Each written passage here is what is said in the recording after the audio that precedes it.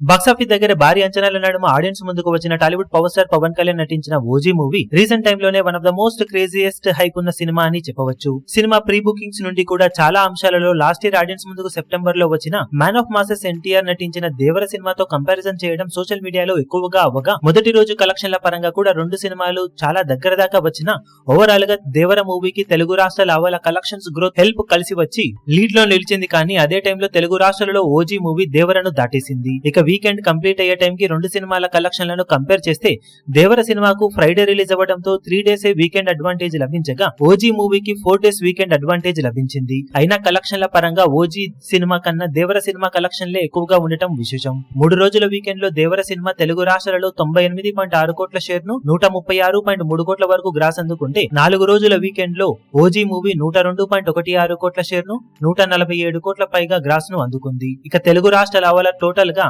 World wide గా సాధించిన కలెక్షన్ల పరంగా దేవర సినిమా 3 రోజుల వీకెండ్ లో 158.25 కోట్ల షేర్ ను 267.4 కోట్ల గ్రాస్ మార్కును అందుకుంటే ఓజీ మూవీ 142.16 కోట్ల వరకు షేర్ ను 229.5 కోట్ల వరకు గ్రాస్ ను అందుకోగలిగింది. రెండు సినిమాలు పాన్ ఇండియా మూవీస్ అయినా దేవర సినిమాకు హిందీ కలెక్షన్స్ కొంచెం ప్లస్ అయినా హిందీ కలెక్షన్ ను కూడా తీసేసిన వరల్డ్ వైడ్ కలెక్షన్ల పరంగా ఓజీ సినిమా కన్నా కూడా 3 రోజుల దేవర కలెక్షన్స్ వరల్డ్ వైడ్ గా ఎక్కువగా ఉండటం విశేషం. మొత్తం మీద రెండు సినిమాలు మంచి ఉజ్జోరునే మొదటి వీకెండ్ లో చూపించి సాలిడ్ రికవరీని దక్కించుకున్నాయి. ఓజీ సినిమా తెలుగు రాష్ట్రాలలో లీడ్ ను చూపించిన వరల్డ్ వైడ్ గా దేవర సినిమాను అందుకోలేకపోయింది. ఇక బాక్సాఫీస్ దగ్గర దేవర సినిమా లాంగ్ రన్ లో అద్భుతమైన కలెక్షన్లతో దుమ్ము దుమారం లేపింది. ఇక మొదటి వారానికి గాను ఓజీ మూవీ బాక్సాఫీస్ దగ్గర దేవర సినిమాతో కంపేర్ చేస్తే ఎలాంటి కలెక్షన్ ఓవరాల్ గా అందుకోగలుగుతుందో చూడాలి.